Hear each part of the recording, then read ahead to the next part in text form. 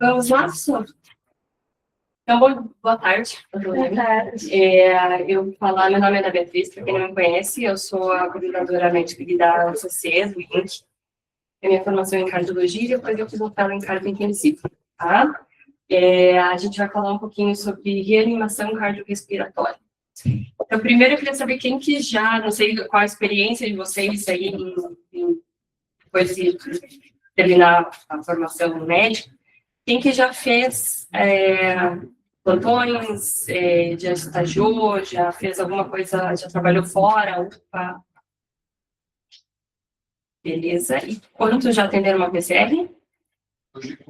E quantos já fizeram uma CLS? Então, ela está encerrada por aqui. Mas vamos lá, eu vou falar algumas coisinhas sobre reanimação cardiorrespiratória.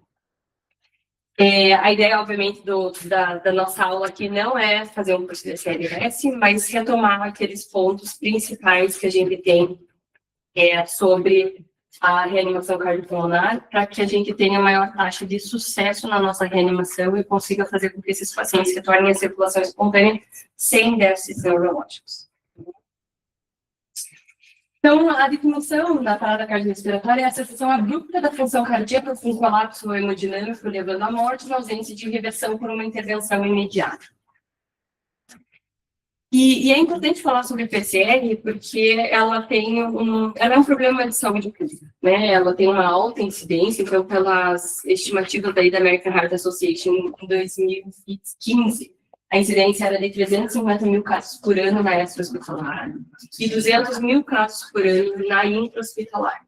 E eles acabam dividindo, né, em intra e extra-hospitalar justamente porque o ritmo de parada é diferente e o suporte oferecido é diferente, né? Então, isso vai ter implicação nos desfechos desses pacientes a longo prazo. Então, se a gente pensar sobre PCR extra-hospitalar, assim como a doença cardiovascular é a principal causa de óbito do mundo, ela é também a principal causa, né, de parada, principalmente em ritmo de FV, né? E o suporte que se consegue por leitos é muito precário, né? A gente sabe que dessas paradas apenas 10% sobrevivem, né? E mais de 90% deles têm sequelas neurológicas graves, né?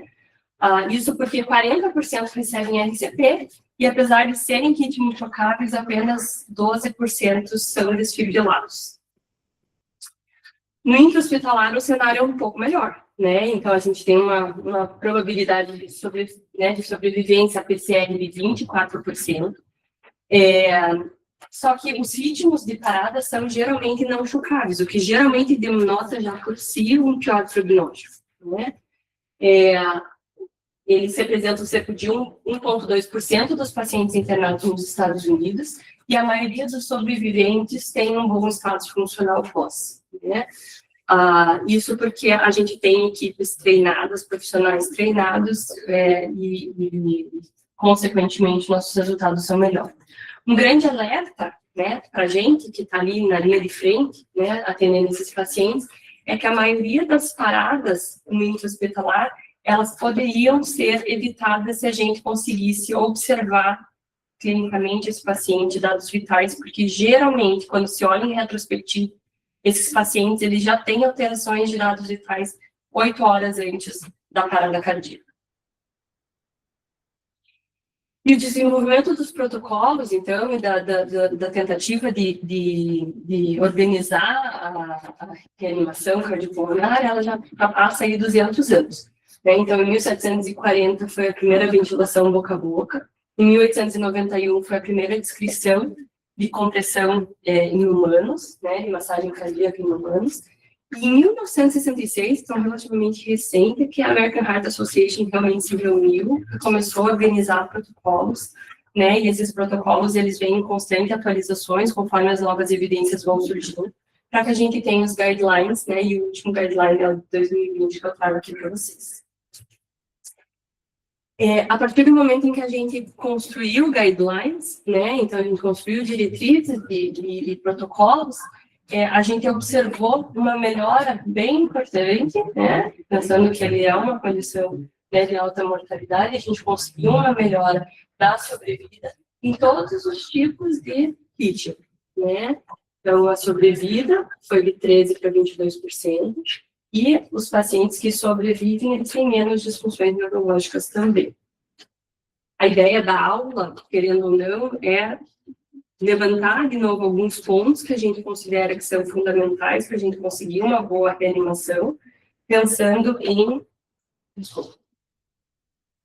em a gente melhorar os resultados que a gente tem no nosso serviço. Então, passando aqui pelos elos de cadeia de sobrevivência, eles trazem essa metáfora justamente para mostrar que numa reanimação cardiopulmonar a gente precisa, né, no atendimento à parada, a gente precisa ter ações muito coordenadas, integradas, né, então por isso a metáfora desses elos todos atrelados, né, que a gente precisa fazer o reconhecimento precoce, chamar, né, o time de resposta rápida na UTI, obviamente, chamar a equipe para o box do paciente, iniciar de imediato as massagens cardíacas, trazer o desfibrilador à beira-leito para a gente poder desfibrilar ritmos chocáveis, né, isso deve acontecer de forma precoce, e depois instituir todo o cuidado de pós-operatório para que esse paciente, então, possa se recuperar e ir para casa. Então, o ACLS, ele tem como objetivo fornecer o suporte e restaurar a oxigenação e a ventilação de forma eficaz, para que a gente tenha um retorno, né, da circulação espontânea com uma função neurológica notável. Então, quando a gente olha de forma, né, grosseira, assim que o paciente é detectado em parada cardíaca, a gente vai identificar essa parada, iniciar as massagens cardíacas e trazer o desfibrilador. A partir do momento que a gente tem o desfibrilador, a gente detecta o ritmo, a gente separa esses ritmos inchocáveis ou não chocáveis. Nos ritmos chocáveis, a gente vai trocar esse paciente, né, e vai voltar a reanimar esse paciente, né, fazer as massagens por mais 2 minutos, e assim a gente vai, né, massagem, checar pulso, desfibrilar e massagem, né. A partir do segundo choque, a gente entra também com medicações a cada 3 a 5 minutos, né, que vão alternar com drogas que a gente usa nessas circunstâncias. Já nas paradas por ritmo não chocável, obviamente que a gente não choca o paciente, então a gente entra com as medicações já de início, né, e fica no ciclo de massagem, verificação de pulso, para ver se esse ritmo, né, se torna chocável em algum momento, ou, né, se a gente vai entrar a circulação espontânea, e a massagem cardíaca. E eu acho que fundamental é saber trabalhar em equipe, né? Então, já é um princípio de UTI, né? Mas quando a gente junta esforços, a chance de sucesso da nossa reanimação é muito maior do que tentar trabalhar sozinho, né? Então, aqui a gente tem uma ilustração de como que se sugere que a equipe seja composta. Obviamente, a gente pode ter mais de uma pessoa aqui, né? Mas a gente vai ter um líder de equipe, né? Que geralmente é o médico, né? A via aérea, alguém na via aérea, alguém é o compressor, geralmente alternando pelo menos 2 compressores, uma pessoa fica no desfibrilador, uma pessoa fica para medicações e um é um cronometrista anotador, né? É importante que o médico saiba se posicionar, né, frente à sua equipe nesse momento para liderar a equipe, porque isso aqui precisa ser um trabalho realmente muito coordenado, né? Porque a gente precisa entender que todas as funções são extremamente importantes para a gente ter o sucesso da nossa reanimação. A comunicação se sugere que seja em circuito fechado, então, a partir do momento que se dá a ordem e se realiza, né, se efetiva aquela ordem, que seja avisado que a ordem foi realmente efetivada, né, para que todos estejam cientes do que está acontecendo, né? E aí a gente parte para os princípios básicos, então, de cada etapa ali da reanimação. Então, a primeira delas é a ventilação, né? Então, a gente precisa estar administrando oxigênio, obviamente, e isso geralmente se inicia com AMBU. E a tendência, né, quando a gente é inexperiente, é pensar que se precisa entubar de imediato, e isso não é uma verdade, né? Desde que você esteja oferecendo uma ventilação adequada por AMBU, o AMBU é adequado de se manter até o final da parada. Obviamente que se você tem experiência, se tem um profissional que pode fazer a intubação, isso facilita o seu trabalho, então a gente segue mas ela nunca deve retardar ou interromper a massagem cardíaca, que é uma medida mais importante nesse momento, né? Então, a ventilação, ela deve ser feita, uma ventilação a cada 5, 6 segundos, né? Então, lembrar que no momento da urgência, a tendência do profissional é ficar, né, tentando ventilar de forma mais intensa, mais rápida, né? São 10 ventilações por minuto, apenas oxigênio 100%. Lembrar que quando você dá muita, né, oferta, muita ventilação por minuto, você reduz o débito cardíaco, porque você aumenta a pressão intratorácica, você pode fazer vasoconstrição cerebral, então você piora a oxigenação cerebral, e você pode facilitar a aspiração gástrica, por exemplo, no momento em que você vai entubar esse paciente.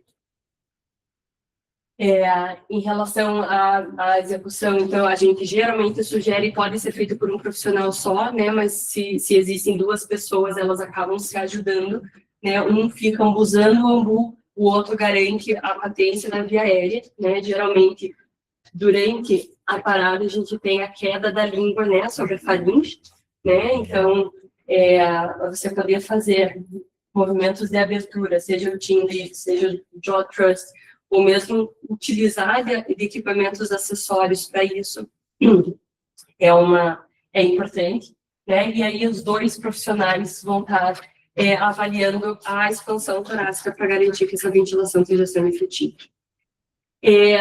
Eventualmente, o paciente broncoaspirou, o paciente tem sangramento, então é importante que a via aérea esteja patente, e para isso a gente usa de aspiradores, né, que podem ser tanto os maleáveis quanto os rígidos para fazer essa aspiração. Então, de novo, a aspiração a via aérea avançada, ela não é necessária durante a PCR, mas obviamente que se ela for feita, ela deve ser feita pelo profissional mais experiente que tem ali na sala, né? E ela não deve retardar aí as compressões.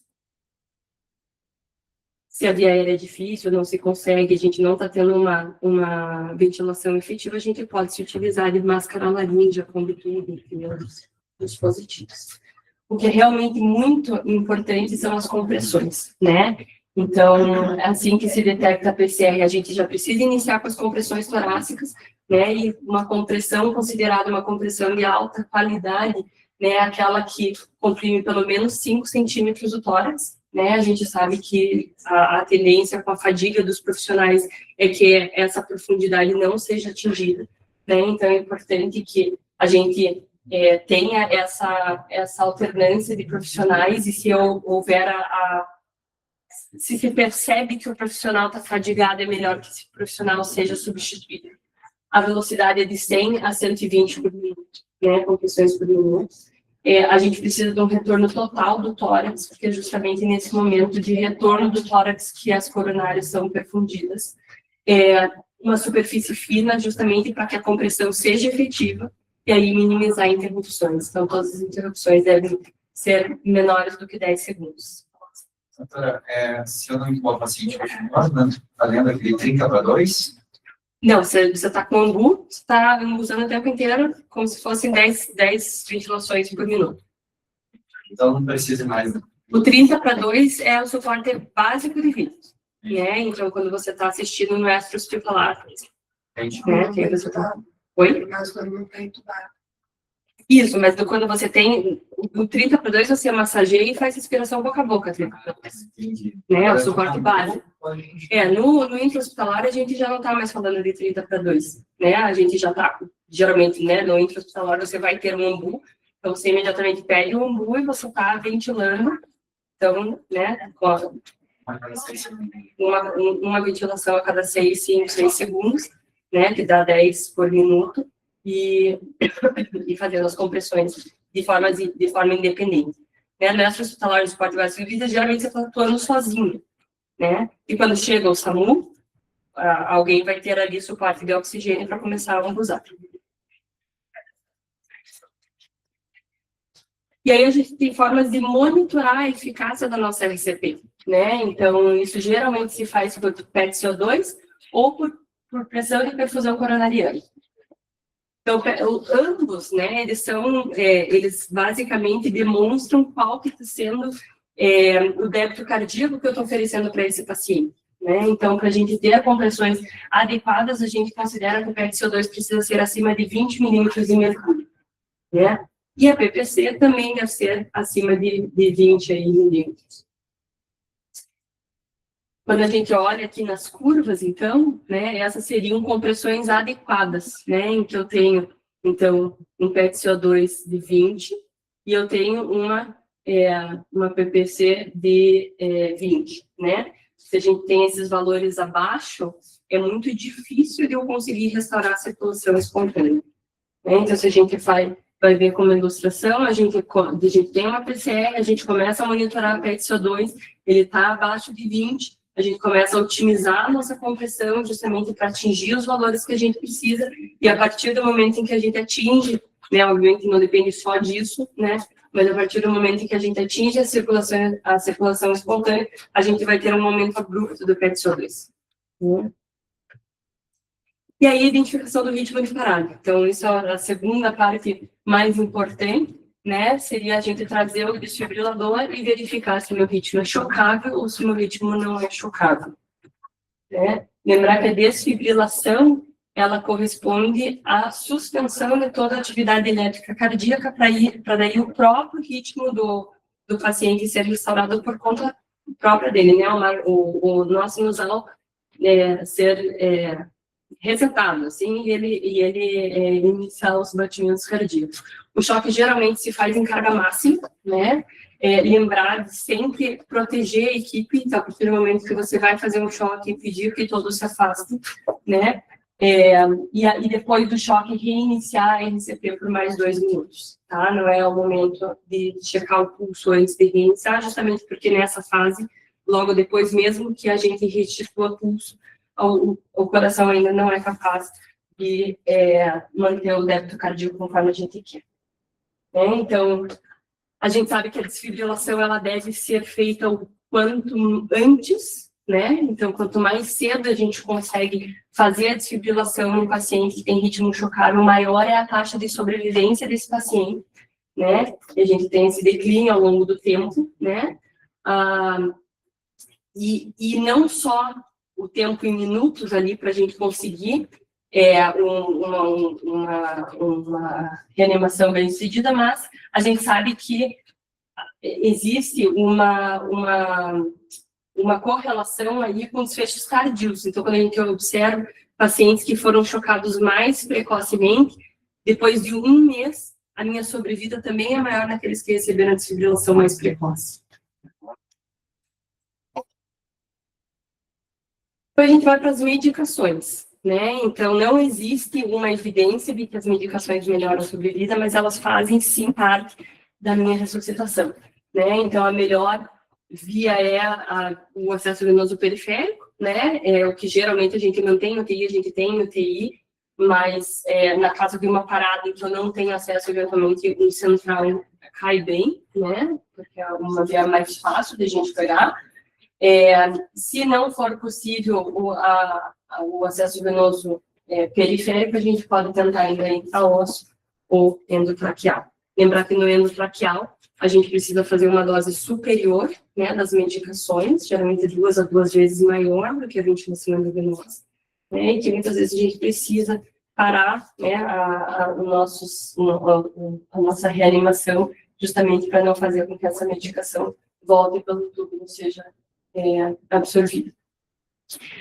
As medicações que a gente utiliza durante, então, a massagem é a adrenalina e a amiodarona, de uma forma geral, né? Então, a adrenalina 1 miligrama, né, a cada dosagem, e a amiodarona a gente faz nos ritmos chocados, alternando com a adrenalina, a amiodarona 300, adrenalina, a amiodarona 150, a partir daí só a adrenalina. Nos ritmos não chocáveis, a gente segue só com a adrenalina durante todo o tempo. Tá? A lidocaína acaba sendo uma alternativa à amiodarona, mas a amiodarona é super acessível, a adrenalina é super acessível, por isso que a gente não fica também indicando outro tipo de medicação que vai direto nas vias. Em ritmos não chocáveis, né, nos ritmos chocáveis, o que é mais importante é chegar ao desfibrilador e desfibrilar. Né? Nos ritmos não chocáveis, o que é mais importante é a equipe inteira estar pensando no que fez a parada acontecer.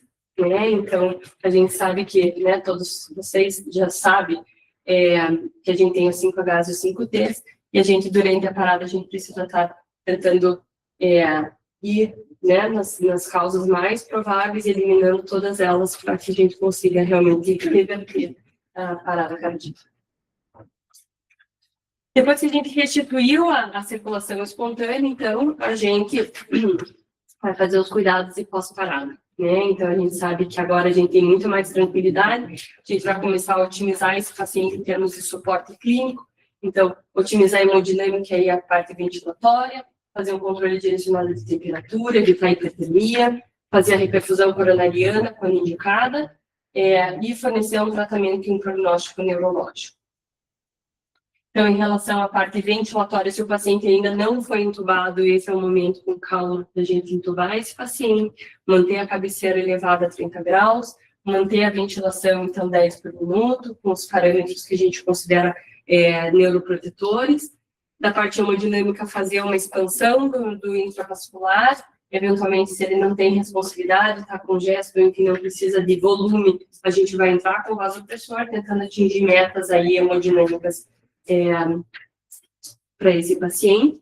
E aí o controle direcionado de temperatura, né, a única intervenção que é comprovada para a melhoria da recuperação neurológica, ela não é para todo mundo, né, a gente basicamente evita hipertermia, né, seja com antitérmico, seja com medidas físicas, né, mas a gente consegue fazer assim, né, em pacientes comatosos, pacientes em PCR extra-hospitalar, existem formas de fazer hipotermia moderada justamente para diminuir as injúrias relacionadas à reperfusão isquêmica, né, e reduzir a necessidade de oxigênio cerebral. Lembrar que quando a gente parte para uma hipotermia, a gente precisa saber que ela também não é isenta de complicações, né, então ela pode fazer alteração eletrolítica, pode fazer hiperglicemia, alteração de coagulação, alteração do sistema imunológico, por aí.